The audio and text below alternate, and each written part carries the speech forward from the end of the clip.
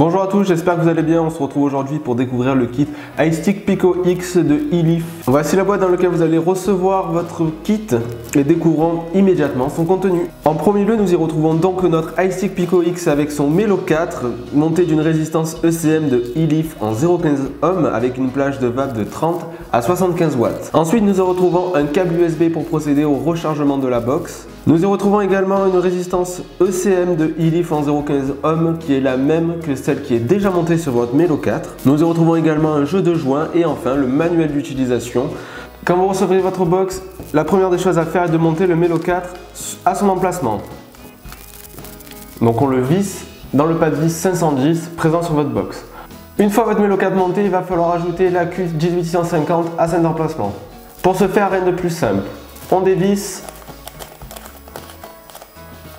On regarde la polarité qui est le plus au fond, on récupère notre accu, on l'insère plus vers le bas et on revisse.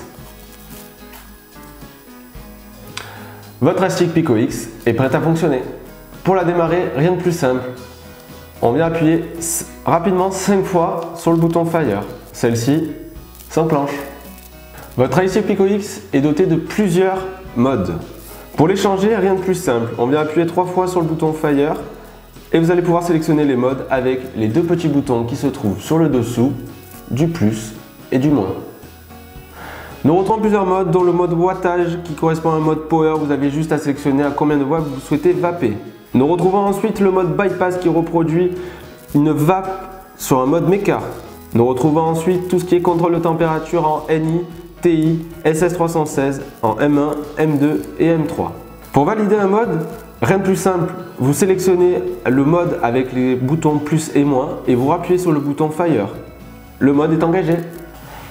La seconde chose à faire quand vous recevez votre kit est effectivement de remplir votre cléromiseur. Pour ce faire, rien de plus simple. C'est un remplissage par le haut. Nous cherchons la petite flèche qui se trouve sur le top cape à cet endroit. Nous poussons et nous remplissons. Pour changer la résistance de votre Melo 4, rien de plus simple. On dévisse.